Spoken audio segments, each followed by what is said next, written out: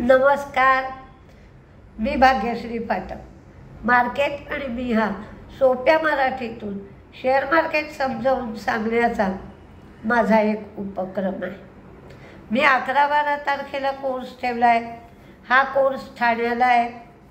ज्याला कोणाला कोर्सची चौकशी करायची असेल त्यांनी 9699615507 9699615507 या नंबरवर तुम्ही कोर्सची चौकशी करू शकता।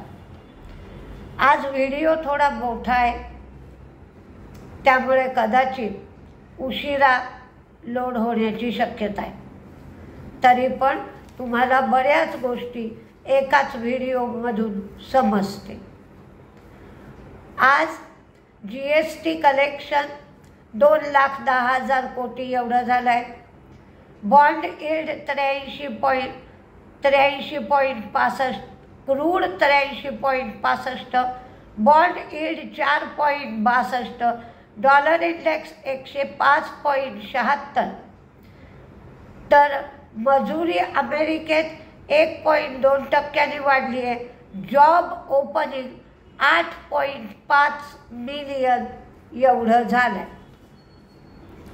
तर काही गोष्टी आज मी तुम्हाला सांगणार आहे। फॉरेन इन्व्हेस्टर्सची खरेदी 1072 कोटींची झाली आहे, तर डोमेस्टिक इन्व्हेस्टर्सची खरेदी 1829 कोटींची झाली आहे। PCR 1.23 वरनं 1.11 एवढा झाला आहे। आज थोडा ताणतणाव वाढलेला आहे, कारण फतेह आणि हमास हे दोन जे गट होते ते एकमेकांच्या विरोधात काम करत होते, एकमेकांच्या विरोधात होते। पण चायनाने मध्यस्थी करून त्यांच्यामध्ये मैत्री घडवून आणली आहे। गाझामध्ये हमास तर वेस्ट बँकमध्ये फतेहचं सरकार आहे। पण आता इस्रायलनी रफा इथे हल्ले केले आहेत, त्याच्यामध्ये बरेच पॅलेस्टाईनी लोक मारले गेले आहेत आणि त्याच्यात बायका मुलांचं प्रमाण अधिक आहे। आणि याचा परिणाम इस्रायलला भोगायला लागेल। तर हा तणाव वाढतोय की काय आणि चीन युद्धामध्ये घुसताय काय, असं वातावरण तयार झालं आहे। अमेरिकेमध्ये त्यांनी रेटमध्ये कुठलाही बदल केला नाही। 5.25 ते 5.50 एवढाच राहिला आहे। महागाई कमी होण्याचा जो वेग आहे तो फारसा नाही, त्यामुळे यावर्षी 30 बेस पॉईंट एवढाच रेट कट केला जाईल। पण ट्रेजरी सिक्युरिटीज 60 बिलियन डॉलर्स एवढे कमी करणार होते, ते आता 25 बिलियन डॉलर्स एवढी लिमिट त्यांनी केली आहे। ती जूनपासून अंमलात येणार आहे। महागाई कमी होती आहे, पण ती 2% आली पाहिजे, असं फेडने सांगितलं। आज विक्रीचे आकडे आलेत। विक्रीचे आकडे मिक्स दिसत आहेत। कुठं इलेक्ट्रिक व्हेकलची विक्री वाढली आहे, ट्रॅक्टरची विक्री कमी झाली आहे असं दिसत आहे। पण TVS मोटरची विक्रीचे आकडे मात्र चांगले आले। एस्कॉर्ट्सचे ट्रॅक्टर सेल कमी झालेत। डोमेस्टिक ट्रॅक्टर सेलसुद्धा कमी झालेत। टाटा मोटर्सचे पॅसेंजर व्हेकल सेल्स कमजोर झालेत, पण CV सेल्स मजबूत झालेत।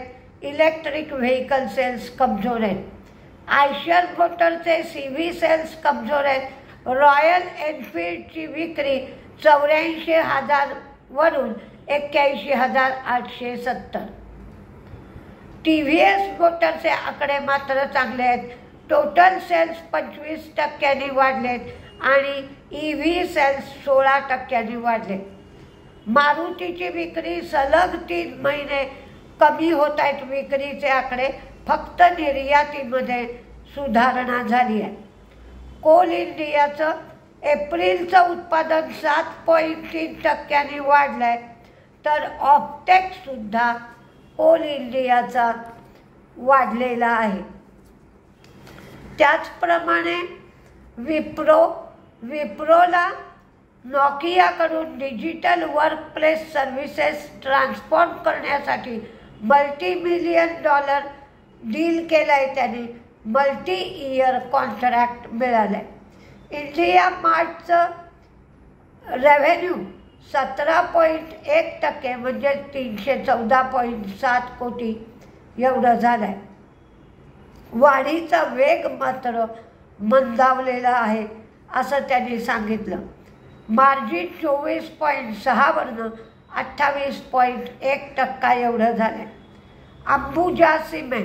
अंबुजा सिमेंटचं व्हॉल्यूम वाढलं आहे, रिअलायझेशन कमी झालं आहे. पॉवर आणि फ्युएल कॉस्ट कमी झाली आहे, पण बाकीचे खर्च वाढलेत. सोना BLWचा रिझल्ट सुंदर आला आहे. बॅटरी इलेक्ट्रिक व्हेकलमधला रेव्हेन्यू 32% झाला आहे. गोदरेजनी इस्टेटीची वाटणी केली. आदी आणि नादिर गोदरेज यांच्याकडे लिस्टेड व्यवसाय आला आहे, तर चुलत भावंड जमशेद आणि स्मिता यांच्याकडे अनलिस्टेड व्यवसाय, लँड बँक, मुंबईतली मालमत्ता आणि गोदरेज आणि बॉयसी हे ब्रँड गेले. कोटक बँकेचे जॉईंट MD मणियन यांनी राजीनामा दिलाय. हे फेडरल बँकेत जाण्याची शक्यता आहे. हॅवेल्सचा रिझल्ट खूप छान आला आहे. त्यांचं प्रॉफिटही वाढलं आहे, रेव्हेन्यू वाढलं आहे, मार्जिन वाढलं आहे. स्विच गिअर व्यवसाय वाढला आहे. केबल वायर व्यवसायात प्रगती आहे. इंडस टॉवरचेही रिझल्ट चांगले आलेत. प्रॉफिट, रेव्हेन्यू, मार्जिन सगळं वाढलं आहे. अडाणी टोटलचं प्रॉफिट वाढलं आहे. नॅचरल गॅसच्या किमती कमी झालेल्याचा फायदा मिळाला आहे. रेव्हेन्यू वाढलेत, सेल्ससुद्धा वाढले. बायोकॉन, व्होडाफोन दोन्हीही बॅनमध्ये गेले. RVNLला ईस्टर्न रेल्वेच्या अंतर्गत आसनसोल डिव्हिजनसाठी 390 कोटींची ऑर्डर मिळालेली आहे. आज कोणते शेअर वाढतील किंवा वाढण्याची शक्यता आहे हे पाहूया. पण जे विंडफॉल टॅक्सचे आकडे येतात 15 तारखेला आणि 1 तारखेला, त्याच्यामध्ये विंडफॉल टॅक्स कमी केला आहे. 9,600वरनं 8,400 केला आहे. तर LPGच्या किमती 19 रुपयांनी कमी झाल्या. तर आज तेजीमध्ये राहण्याची शक्यता. सांघी इंडस्ट्रीज ही स्प्लिट करणार आहे. नेट वेबचा रिझल्ट सुंदर आला आहे. हॅवेल्सचा रिझल्ट चांगला आला आहे. इंडिया मार्ट, बंधन बँक, फेडरल बँक, 5 स्टार, जिओजी सुंदर रिझल्ट आला आहे. हिरो मोटो, इंडस टॉवर, मॉईलनी किमती वाढवल्या. NLC, Campus, NHPC, IOC, UTI, AMC, BPCL, HPCL, IOC, Fino Payment, HDFC, AMC, Max Estate, SBFC Finance, Nirlon, Midhani, RVNL, Suraj Estate. Adani विल्मरचा रिझल्ट चांगला आला आहे. आणि कृष्णा डायग्नोस्टिक हे शेअर तेजीत राहण्याची शक्यता आहे. तर कोटक आणि RPG लाईफ सायन्स हे मंदीत राहण्याची शक्यता अधिक आहे. तर बघूया काय काय होत आहे. ताणतणावाचा परिणाम होतोय की रिझल्टचा परिणाम होतोय की ऑटो सेल्सचा परिणाम होतोय. आपल्याला सगळीकडे लक्ष द्यायचं आहे आणि त्याचा आरसा प्रत्यक्षात मार्केट सुरू झाल्यावर आपल्याला बघायला मिळेल. तर त्यामध्ये या सगळ्या गोष्टींचं प्रतिबिंब कसं दिसतंय ते आपण पाहू शकू. नमस्ते. सगळं झालं.